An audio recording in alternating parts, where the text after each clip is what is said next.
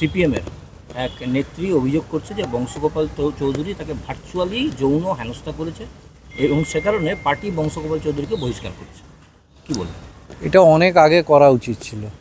বিভিন্ন সংবাদ মাধ্যমে সেই চ্যাট আমাদেরও চোখে পড়েছে। এর থেকে সিপিএমের অ্যাকচুয়াল চরিত্রটা সামনে আসে। বিভিন্ন জায়গায় তাত্ত্বিক কথাবার্তা, আর শুধু একটা বংশগোপাল কেন, সিপিএম যদি নিজের আয়নাতে মুখ দেখে এমন অনেক চরিত্র পাওয়া যাবে। অপরদিকে বিজেপি একটা অভিযোগ করছে যে শুধু সিপিএম না, শাসক দলেরও বহু নেতা রয়েছে, শিল্পাঞ্চলেও অনেকে রয়েছে, কে কার ফ্ল্যাটে কখন যায়, কার কী চরিত্র আস্তে আস্তে সবই প্রকাশ করবে। না, সেই একইভাবে বিজেপি সেই নামগুলো বলুক, এমনি বিজেপিরও অনেকের আছে। বিশেষ করে যার কথা আপনি ইন্ডিকেশন বলছেন, যিনি এই ধরনের কথাবার্তা বলছেন, তাদের প্রত্যেকেরই বায়োডাটা আমাদের কাছে আছে। অতএব বিজেপিরও উচিত কাঁচের ঘরে থেকে অন্যের দিকে ঢিল না মারা, ঢিল না ছোড়া। বিজেপির যা আমরা দেখতে পাই দেশ জুড়ে, যা নেতাদের সার্টিফিকেট বেরোয়, বিজেপির আর কথা বলবেন না। কি মনে হয় শিল্পাঞ্চলে এরকম আরও ঘটনা ঘটছে বা ঘটতে পারে? না, অত্যন্ত নিন্দনীয় ঘটনা।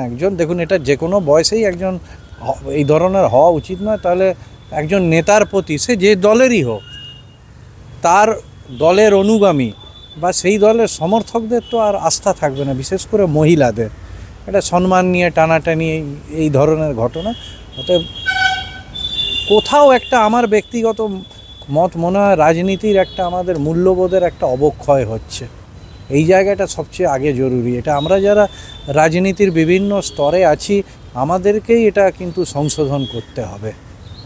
একটা শেষ প্রশ্ন, শাসক দল হোক, বিরোধী হোক, বিজেপি হোক, যেই হোক, এগুলো তো মানুষ নিজে করে। এখানে তো দলের একটা ভাবমূর্তি নষ্ট হয় যে কোনো দলের ক্ষেত্রেই।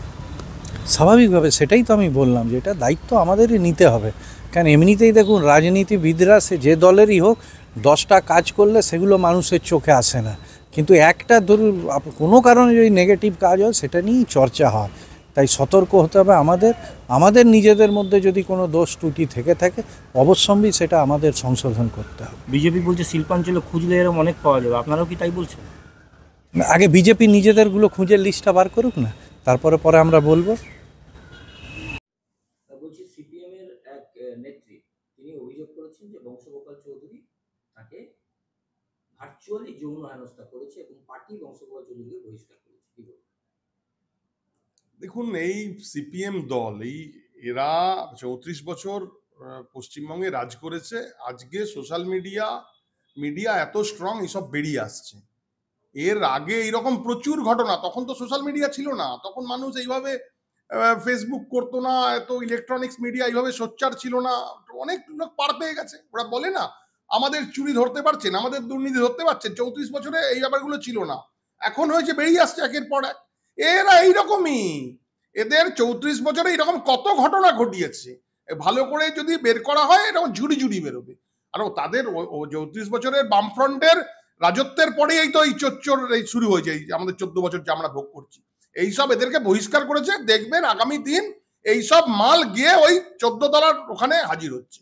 আগামী দিন দেখবেন এরা কোথায় যাচ্ছে। যত চোর জোচ্চর চরিত্রহীন লম্পট লোকের ভিড় এক জায়গায়, এবং সময় প্রমাণ দেবে যে আমি কথাটা ঠিক বলছি। শুধু তাই না, শাসক দলেরও বিগত দিনে দেখা গেছে যে বড় বড় নেতা তাদের মধ্যে এরকম একটা ব্যাপার রয়েছে এবং সেটাও বিভিন্ন জায়গায় খবরে ছড়িয়ে পড়েছিল, পার্থ চ্যাটার্জি থেকে শুরু করে অনেকেই। আবার আমি বলছি, 34 বছর বামফ্রন্ট যেটা চালিয়ে এসছে, যে সংস্কৃতিটা চালিয়েছে, 14 বছরে এরা সেটাকে সুন্দরভাবে নিয়ে চালাচ্ছে। দেখছেন না, রিগিং যেখানে হয়, এরা আরো অত্যাধুনিক রিগিং করছে। ভোটের যে কারচুপি সিপিএম করতো, এখন আরো ওটাকে আরো মডিফাই করে ফেলেছে। সেই রকম এদের প্রত্যেকটা, এরা তো কিছু বলার নেই। চাকরি চুরি থেকে শুরু করে চাল চুরি বা বাথরুম পায়খানা চুরি, কিছু বাকি নেই। এদেরও প্রত্যেকের চরিত্র ডহ একদম ভালো করে স্কুটনি করলেই বেরোবে। প্রত্যেকের যেমন বেরোচ্ছে, এখনই বললেন পার্থ চ্যাটার্জি, আপনার ওই বালুবাবু, তারপর শুরু করে সমস্ত যারা যারা আছে, কারুর মানে মদন মিত্র একজন আছে, ওদের জলে ভেসে ভেসে ঘুরে বেড়ায়, বিরাট সুইমিং পুলে ঘুরে ঘুরে বেড়াচ্ছে, মানে লাজ লজ্জা নেই, বুড়ো হয়ে গেছে, আতো বুড়ো লোক, বাচ্চা বাচ্চা মেয়েদের সঙ্গে।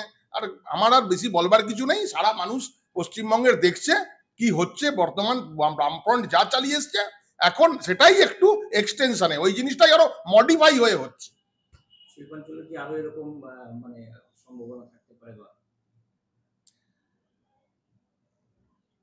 শিল্পাঞ্চলে যে সম্ভাবনার কথা বলছে, এটা আর আমি শিল্পাঞ্চলে আর মুখ খুলে আর বলতে চাইছি না। একটু কান পাতলেই জানা যাবে কে রাতের বেলা কে কার ফ্ল্যাটে যাচ্ছে, কে কার ঘরে যাচ্ছে। এটা আর আমার মুখ দিয়ে নাই বলালেন।